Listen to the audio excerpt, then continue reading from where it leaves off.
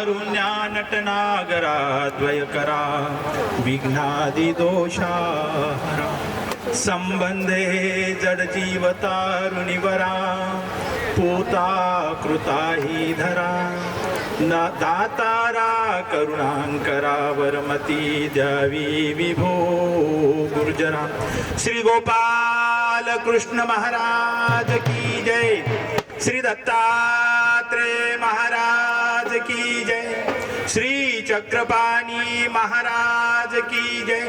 श्री गोविंद प्रभु महाराज की जय।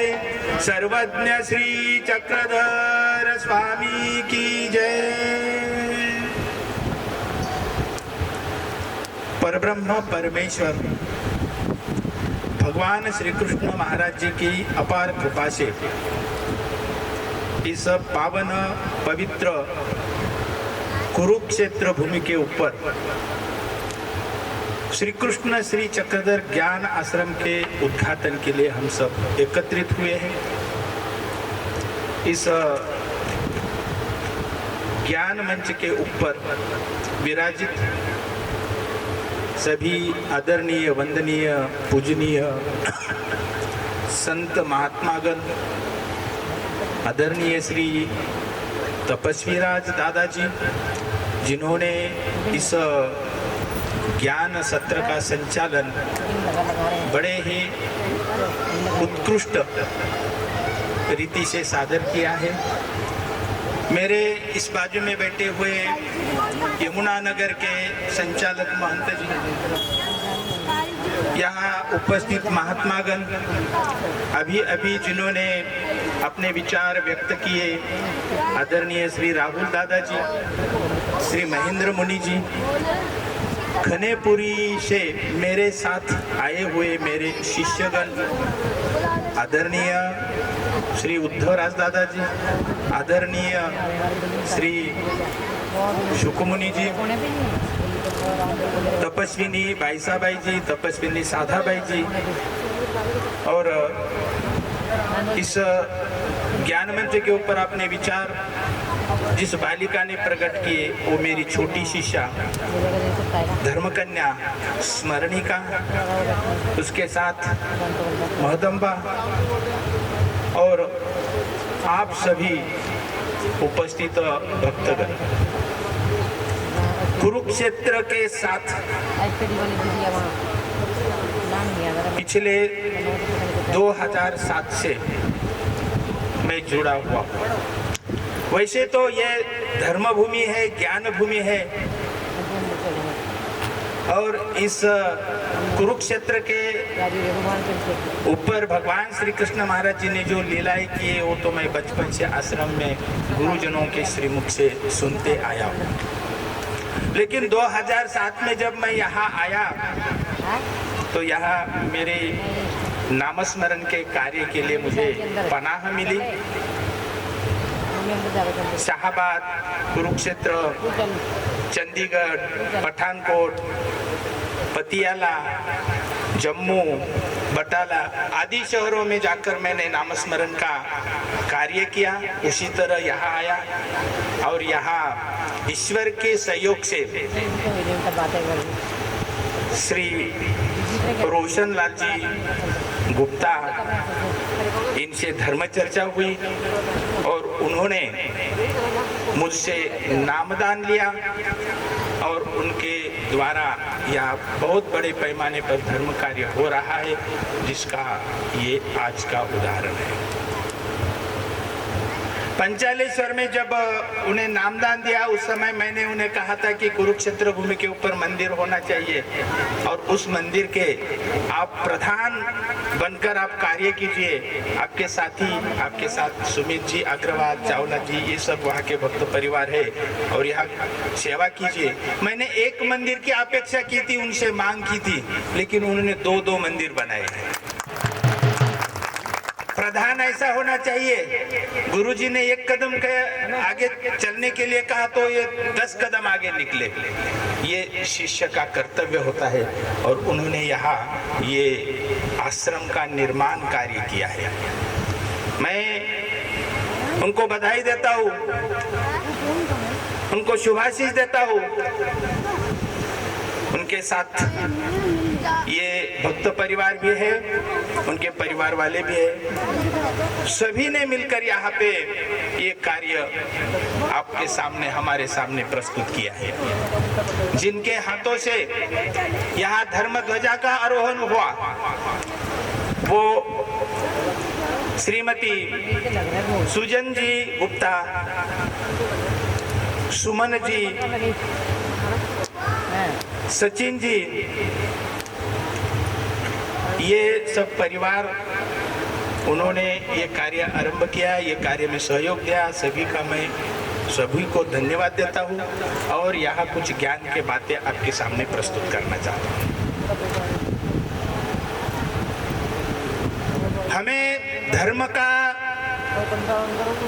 जब स्वरूप देखते हैं तो परब्रह्म परमेश्वर स्वयं धर्म के बारे में क्या कहते हैं ये हम जानना चाहते हैं। हम गुरुओं के मुख से जानते हैं। ये सृष्टि है, ये जीव है, देवता है, प्रपंच है, ये सृष्टि कैसे निर्माण हुई, किसने निर्माण हुई की, कौन देश से आया जोगी, कौन तुम्हारा नाम, कौन तुम्हारी माता पिता, कौन तुम्हारा धाम।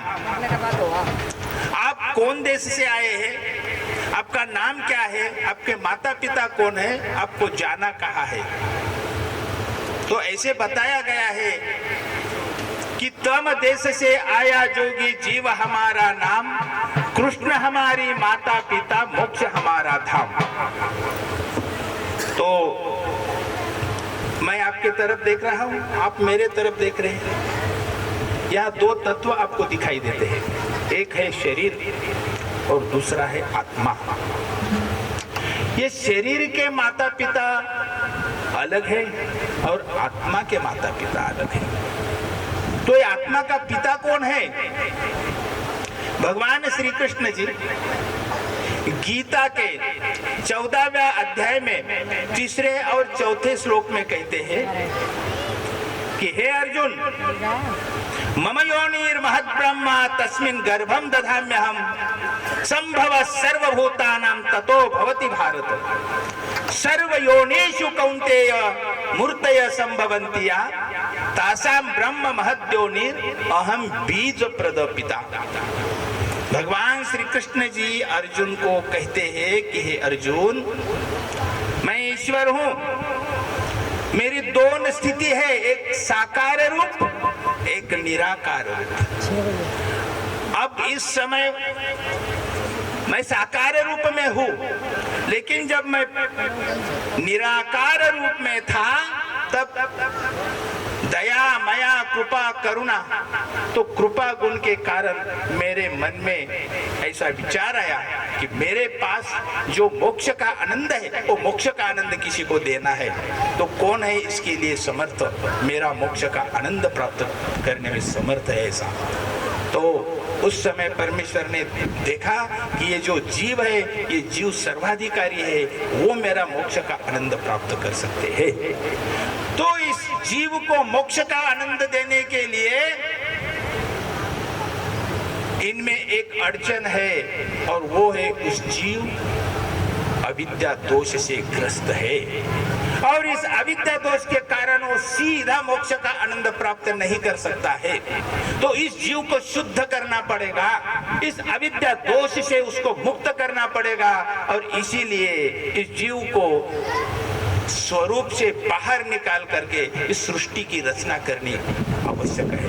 और इस सृष्टि की रचना कौन करेगा? तो परमेश्वर ने देखा कि ये जो शक्तियां है, परमेश्वर को अनंत शक्ति से युक्त कहा जाता है। 81 करोड़ 1.25 लाख 10 शक्तियां है, उसमें प्रमुख शक्ति जो चैतन्य माया है और उसी को परमेश्वर ने एक कार्यभार सौंपा कि तुम स्वरूप में जो जीव है उन सब जीव को बाहर निकालो, उनको जन्म दे दो, इस सृष्टि में लाओ और इस सृष्टि की रचना करो। ये निराकार परमेश्वर ने अपनी मन की इच्छा, जिसे प्रवृत्ति कहते हैं, इस प्रवृत्ति, ये इच्छा इस चैतन्य माया के स्वरूप में इसका बीज बोया। मम योनिर महत् ब्रह्म, ये चैतन्य माया योनि है, मेरी योनि है और मैंने उस महत ब्रह्म के स्वरूप में डाला कि कहा कि ये सृष्टि की रचना करो, इस जीवों को जन्म दो, बाहर लाओ, और मैंने मेरे बीज उसमें डाला और उस चैतन्य माया ने सृष्टि की रचना की। ये सब जीव तम स्वरूप से बाहर निकाल करके इनको सबको ये दिया और उसके पश्चात ये सृष्टि की रचना हुई। ये सब हम जीव बाहर आ गए। हमें जन्म देने वाला कौन है? तो श्री कृष्ण भगवान कहते हैं कि अहम बीज प्रदा पिता, बीज बोने वाला मैं सबका पिता हूँ। तो इस जीव का पिता कौन है? परमेश्वर है। तो इस परमेश्वर के आज्ञा से ये सृष्टि की रचना हुई और उसके पश्चात 4 युगों की स्थापना हुई। कितने युग? 4 युग, कृतयुग, त्रेता युग, द्वापर युग और कलियुग। और ये 4 युग स्थापन हुए और सृष्टि की रचना नई नई की गई है। युगों की स्थापना हुई है, कृतयुग का आरंभ हुआ है और उस आरंभ काल में मानस सरोवर, कैलाश पर्वत, वहां पे ब्रह्म देवता बैठिए। ब्रह्मदेव को 4 मुख है, इसलिए उनको चतुरानन भी कहा जाता है। वो चतुरानन ब्रह्मदेव बैठे हुए हैं और उनके मन से 4 पुत्र, मानस पुत्र पैदा हुए। वो 4 मानस पुत्र का नाम था सनक, सनकादिक, सनंदन और सनातन। ये 4 पुत्र ब्रह्मदेव जी के सामने खड़े हुए और उन्होंने विनती की कि हे पिताजी, हे तात श्री, आपने हमें जन्म दिया है तो हमें कुछ ज्ञान भी दीजिए। तो ब्रह्मदेव जी ने उनको 4 वेदों का ज्ञान दिया। ब्रह्मदेव जी के पास 4 वेदों के सिवा दूसरा ज्ञान नहीं है। 4 वेद और 4 वेदों का ज्ञान उन्होंने सुनाया और वह धर्म की स्थापना की। उन्होंने उस धर्म का नाम देवता धर्म, सनातन धर्म की स्थापना की। सनातन धर्म सुनते हो नाम आप? सनातन धर्म की स्थापना की और वहां उन्होंने 4 ही पुत्रों को ज्ञान सुनाया। ब्रह्मदेव जी ने ज्ञान सुनाया। सनक, सनकादिक, सनंदन और सनातन ये बड़े विद्वान हुए और जो विद्वान होते हैं उनके मन में बहुत शंकाएं भी उत्पन्न होती है। और उनके मन में शंका उत्पन्न हुई कि सृष्टि की रचना करने वाला कौन है, इस जीव को मुक्त करने वाला कौन है और इस जीव को परमानंद मोक्ष का आनंद देने वाला कौन है। तो ब्रह्म सनकादिक ने इस प्रश्न के उत्तर का संशोधन आरंभ किया। वेदों के पन्नों पन्नों पर उन्होंने शोध कार्य शुरू किया, जांच शुरू की, लेकिन उनको उत्तर नहीं मिला क्योंकि वेदों में इसका उत्तर नहीं है। त्रैगुण्य विषया वेदा निस्त्रय गुण्यो भवार्जुन।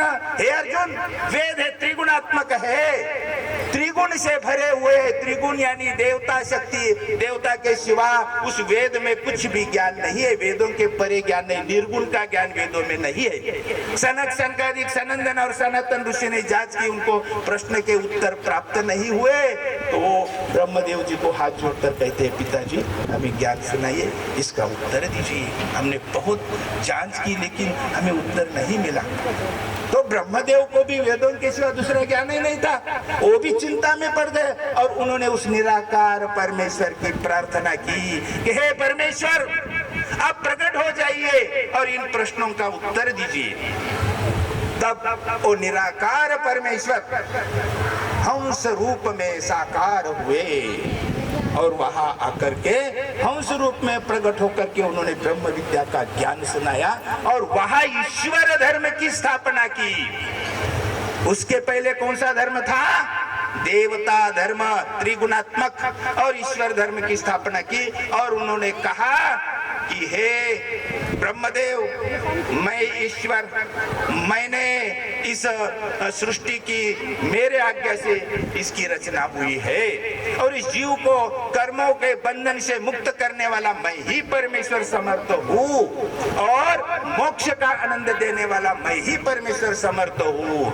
इस ब्रह्म विद्या का ज्ञान दे करके उन्होंने वह ईश्वर धर्म की स्थापना की और उस ईश्वर धर्म का नाम था सत्य सनातन महात्मा धर्म। पहले केवल सनातन धर्म था जो देवताओं के कर्मों को जानने वाला धर्म था, कर्मकांड को जानने वाला धर्म था, त्रिगुणात्मक धर्म था। और इस हंस महाराज ने वहां ब्रह्म विद्या सुनाकर ईश्वर धर्म की स्थापना की। वही ईश्वर धर्म को दर्शाने के लिए भगवान श्री कृष्ण जी गीता में कहते हैं कि ते हंस विज्ञानम, मैंने हंस रूप में ये पहले ज्ञान दिया। ये धर्म की स्थापना हुई कृतयुग में। पहला युग कृतयुग, वहां के मनुष्य सब पवित्र थे, सज्जन थे, उनके जीव के स्वरूप में कोई भी मैल नहीं था, कोई भी कलंक नहीं था। जो भी भगवान कहते थे वो आचरण के लिए तैयार रहते थे। एक बार बताए तो बात उनके समझ में आती थी, इतना उनका मन पवित्र था उस युग में। उसे सत्ययुग भी कहा जाता है। फिर हंस महाराज ने ज्ञान सुनाया, ब्रह्म विद्या का प्रचार होने लगा। गुरुकुल पद्धति से गुरुओं के पास 10-10, 5-5 लोग आकर के ज्ञान प्राप्त करते थे। ज्ञान बढ़ने लगा। ज्ञान सुनने वाले में 2 वर्ग पैदा हुए, एक ज्ञान के अनुसार आचरण करने वाला और दूसरा ज्ञान के खिलाफ आचरण करने वाला। जो परमेश्वर ने ज्ञान बताया उसके अनुसार आचरण करने वाले लोग, उनका उद्धार हो गया, वो चले गए परमेश्वर के स्वरूप में, उनको मोक्ष प्राप्त हुआ। लेकिन जिन्होंने आलस के कारण परमेश्वर के ज्ञान को ठुकरा दिया, उनको कलंक लग गया और उनका 1/4 जीव स्वरूप कलंकित हो गया, मैला हो गया। और जब कलंकित और मैले होते हो, उच्च स्थान पर नहीं रहते, उनको नीचे धकेला जाता है। तो फिर जो कलंकित थे, जिन्होंने परमेश्वर आज्ञा का भंग किया, उनको निचले युग में धकेल दिया। निचला युग कौन सा था? त्रेता युग। और ये सब त्रेता युग में आ गए। त्रेता युग में उन्होंने जन्म लिया, हजारों मनुष्य वहां पैदा हुए, और लेकिन तब तक धर्म को ग्लानि आ गया। श्री हंस प्रभु ने स्थापन किया, धर्म लोप हो गया, उसका ग्लानि आ गई, धर्म भूल गए लोग। ज्ञान अज्ञान, अज्ञानी में कुछ भी करने लगे, देवी देवताओं की भक्ति करने लगे। तो त्रेता युग में परमेश्वर ने देखा कि मैंने जो धर्म स्थापन किया उसको ग्लानि आ गई है, और मैंने तो वचन दिया है जब जब धर्म को ग्लानि आती है तब तक मैं अवतार लेता हूँ। तो परमेश्वर ने सोचा कि अभी अवतार लेना जरूरी है। फिर त्रेता युग में परमेश्वर ने श्री दत्त रूप में अवतार लिया बद्रिकाश्रम में, और यदु राजा और ऋषि लोगों को ज्ञान सुनाया और दोबारा धर्म की स्थापना की। जो ज्ञान हंस अवतार ने कृतयुग में सुनाया था, वही ज्ञान त्रेता युग में श्री दत्त अवतार ने सुनाया और धर्म की स्थापना की। उसी युग में ऐसा ही हुआ, ज्ञान बढ़ने लगा, उसमें और 2 वर्ग पैदा हुए, ज्ञान को सुनने वाले, आचरण करने वाले, ज्ञान के खिलाफ चलने वाले। जिन्होंने ईश्वर आज्ञा का पालन किया उनका उद्धार हो गया, जिन्होंने ईश्वर आज्ञा का पालन नहीं किया उनको फिर कलंकित हुए, उनका 1/2 आधा जीव स्वरूप मैला हो गया। फिर जो मैले हैं उनको उच्च स्थान पर नहीं रखा जाता, उनको नीचे धकेला जाता है, उसकी अवनति होती है। फिर उनको निचले युग में धकेला गया। निचला युग कौन सा? द्वापार युग। फिर द्वापार युग में सब जीव जन्म हुए, हम सब द्वापार युग में जन्म लिए। जन्म होने के पश्चात उसी युग में, द्वापार युग में, हम दत्तात्रेय भगवान ने दिया हुआ ज्ञान भूल गए। धर्म को फिर दोबारा ग्लानि आ गई, धर्म को ग्लानि आ गई, लोग भूल गए ईश्वर कौन, देवता कौन, भूल गए। फिर परमेश्वर ने सोचा कि मुझे और अभी अवतार लेना जरूरी है। फिर द्वापार युग में परमेश्वर ने श्री कृष्ण रूप में अवतार लिया और कुरुक्षेत्र भूमि के ऊपर अर्जुन जी को गीता शास्त्र सुनाया।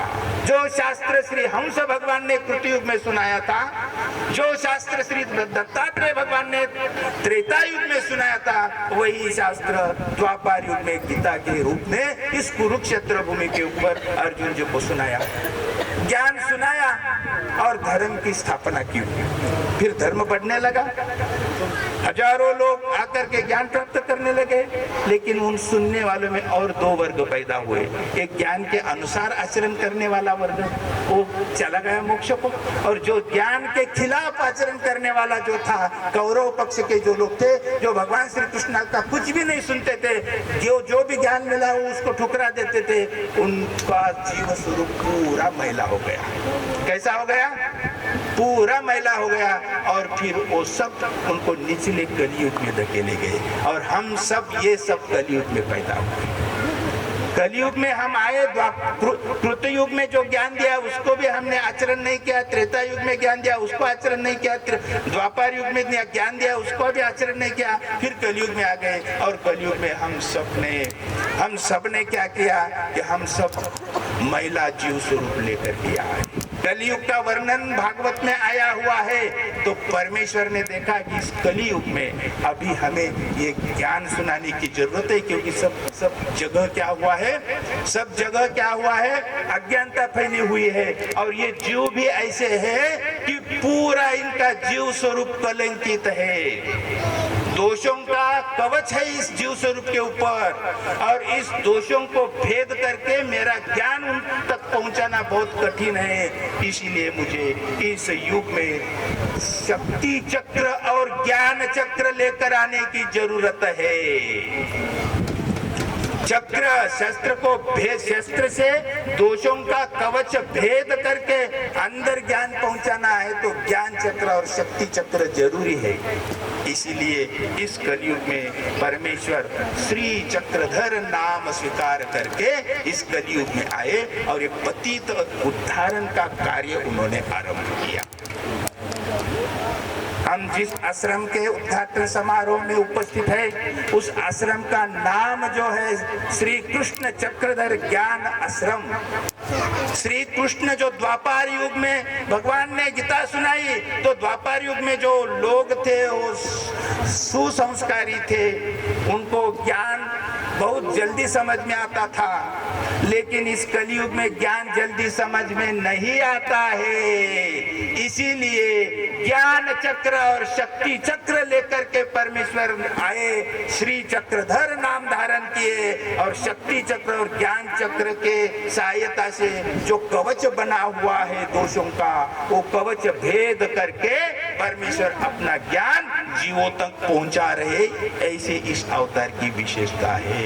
श्री कृष्ण चक्रधर ज्ञान आश्रम।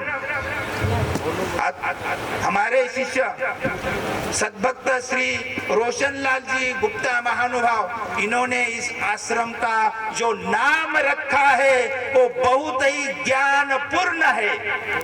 श्री कृष्ण ज्ञान आश्रम ऐसा नाम रख सकते थे, लेकिन श्री कृष्ण भगवान का ज्ञान आसानी से जीवों के स्वरूप तक नहीं पहुंचा जा सकता। इसलिए चक्रधर ज्ञान चक्र और शक्ति चक्र की आवश्यकता है। इसलिए श्री कृष्ण चक्रधर ज्ञान आश्रम ये नाम इन्होंने रखा है, जो बहुत ही अर्थपूर्ण है। 4 युगों में परमेश्वर ने ज्ञान सुनाया। कृत युग में हंस रूप में आए।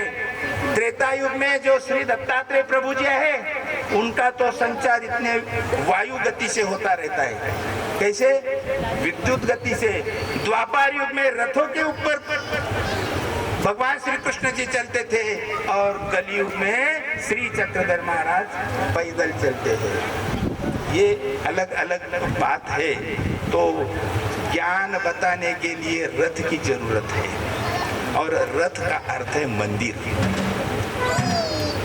रथ का अर्थ क्या है? मंदिर। और मंदिरों में दोषों का क्षालन होता है। हम यहाँ जहाँ जिस भूमि के ऊपर बैठे हैं, कुरुक्षेत्र भूमि है। इस कुरुक्षेत्र में ज्ञान देने वाले ईश्वर और उसका ज्ञान का आचरण करने वाला अर्जुन। भगवान श्री कृष्ण जी ने ज्ञान सुनाया, और अर्जुन जी ने भगवान श्री कृष्ण जी का जो भी आज्ञा थी उसका पालन किया और युद्ध किया। और युद्ध में हजारों कौरवों को, 18 अक्षौहिणी कौरवों को समाप्त किया शस्त्रों से। तो वो शस्त्र उनके रक्त से गंदे हो गए, अपवित्र हो गए। युद्ध में जिस शस्त्र से युद्ध किया पांडवों ने, वो पांडवों के शस्त्र अधर्मियों के रक्त से अपवित्र हो गए। तो फिर युद्ध समाप्त हुआ। 18 दिन युद्ध चला। भगवान श्री कृष्ण जी और अर्जुन जी रथ में सवार होते थे, युद्ध करते थे। 18वें दिन सब विनाशाय च दुष्कृताम, जो दुष्कृत करने वाले लोग हैं उनका नाश हो गया। 18वां दिन था। ये ज्योतिषर का जगह, ज्योतिषर और उस जगह पे अब भगवान श्री कृष्ण जी ने वहाँ एक वृक्ष था, कदम का वृक्ष, उस वृक्ष के नीचे ज्योतिसर में कदम के वृक्ष के नीचे भगवान श्री कृष्ण जी ने रथ रुकाया और अर्जुन जी को कहा कि हे अर्जुन, आप रथ के नीचे उतर जाइए। तो अर्जुन जी को बहुत आश्चर्य हुआ। ये आश्चर्य इसीलिए हुआ कि जो प्रोटोकॉल है, जो राज शिष्टाचार है कि पहले सेवक जो है वो रथ के नीचे उतर जाता है और फिर उसके पश्चात राजा नीचे उतर जाता है। यहाँ तो आज 18वें दिन उल्टा हो रहा है। स्वयं भगवान श्री कृष्ण जी अर्जुन जी को कह रहे कि अब नीचे उतर जाइए। श्री कृष्ण भगवान सारथी के भूमिका में है, अर्जुन जी वह योद्धा के भूमिका में है। आज श्री कृष्ण मुझे क्यों नीचे उतरने के लिए कह रहे? अर्जुन विचार करते करते रथ के नीचे उतर गए। भगवान श्री कृष्ण जी नीचे रथ के नीचे आ गए, उतर गए, वो घोड़ों को मुक्त किया और दूसरे ही क्षण में उस रथ को आग लग गई और रथ जल के नष्ट हो गया। विचार करने वाली बात है। कुछ बातें शब्दों में प्रकट नहीं करते, कृति को देखकर ही हम उसका अर्थ लगा सकते हैं। तो वो रथ जलने लगा, अर्जुन जी को आश्चर्य हुआ। अर्जुन जी ने कहा कि हे भगवान, ये ऐसा कैसा हुआ और आपने मुझे पहले नीचे उतरने के लिए क्यों कहा? तो भगवान श्री कृष्ण जी अर्जुन जी को समझाते हैं कि हे अर्जुन, 18 दिन युद्ध चला और शत्रु पक्षों ने अनेक प्रकार के शस्त्र अस्त्र तुझे खत्म करने के लिए तेरे ऊपर फेंके थे, लेकिन इस रथ के ऊपर मैं स्वयं परमात्मा उपस्थित था। इसीलिए उन शस्त्र अस्त्रों ने सरेंडर होकर के मेरे सामने नतमस्तक होकर के वो सब रथ के चारों ओर घूम रहे हैं। आज अगर मैं नीचे उतर जाता तो वो सब के सब तेरे ऊपर आकर के, रथ के ऊपर आकर के प्रहार करते थे और तेरे सहित रथ जल जाता था। इसीलिए तुझे बचाने के लिए मैंने रथ के नीचे उतरने के लिए कहा और कहा कि जिस रथ के ऊपर मैं विराजमान हूँ, जिसके हृदय स्थान में मैं नाम के रूप में उपस्थित हूँ, उसके ऊपर इस विश्व की कौन सी भी शक्ति कोई भी प्रहार नहीं कर सकती। मेरे नाम के कारण उसका रक्षण होता है। इसीलिए तू नीचे उतर गया, मैं नीचे रथ के नीचे उतरते ही रथ जल के नष्ट हो गया। ये भगवान जी ने कहा और सब बातें अर्जुन जी के समझ में आ गई। कहने का तात्पर्य ये है कि जब तक हमारे मन में नाम स्मरण है प्रभु जी का, जब तक हमारे मन में भगवान श्री कृष्ण जी की कृपा स्थित है, तब तक हमारा कुछ भी, कौन सी भी काली शक्ति हमारा नुकसान नहीं कर सकती। तो ये जो प्रसंग है ज्योतिषर में घटा हुआ, ये वह पवित्र भूमि है। और उसके पश्चात ये आश्चर्य हुआ, फिर वो जो शस्त्र थे पांडवों के, कौरवों के रक्तों से वो अपवित्र हुए थे, फिर वो शस्त्र धोने के लिए भगवान श्री कृष्ण जी के साथ पांडव यहाँ आए। यहाँ ये आवाज भी जा रही है वहां तक, यह सरस्वती नदी है। मैंने देखी नहीं लेकिन मैंने सुनी है। कहाँ है सरस्वती नदी, आप बता सकते हैं?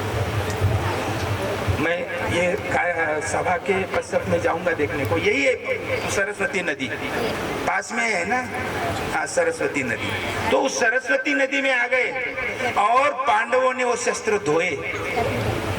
ये शस्त्र धोए, लेकिन मन की जो उद्विग्नता थी, मन का जो ये था, दुख था, बोझ था कर्मों का, वो शस्त्र धोए।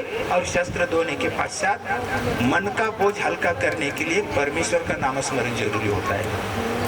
तो फिर वहां से श्री कृष्ण भगवान जी और पांडव यहाँ आए विश्राम करने के लिए। संयोगवश इसी भूमि के ऊपर वो आए और इसी भूमि के ऊपर आज आश्रम खड़ा हो रहा है, हुआ है। ये संयोग की बात है कि शस्त्र तो धोए, पांडवों के रक्त से वो अपवित्र हुए थे और वो धोकर के वो शस्त्र स्वच्छ निर्मल किए, लेकिन मन के ऊपर बोझ था। कौन सा बोझ था? कर्मों का। दुख तो होता है ना। शिक्षा भी की, किसी जज ने किसी अपराधी को सजा सुनाई तो भी वो क्या करता है, आखिर में वो कलम तोड़ता है। पता है आपको, कलम तोड़ता है, क्योंकि वो कहता है कि मुझे किसी को सजा देने में कोई आनंद नहीं आ रहा है, लेकिन क्या करे, मेरा कर्तव्य है। ठीक है, उसी प्रकार पांडवों के मन में भी बोझ था कर्मों का कि इतने कौरवों का नाश किया है। शस्त्र तो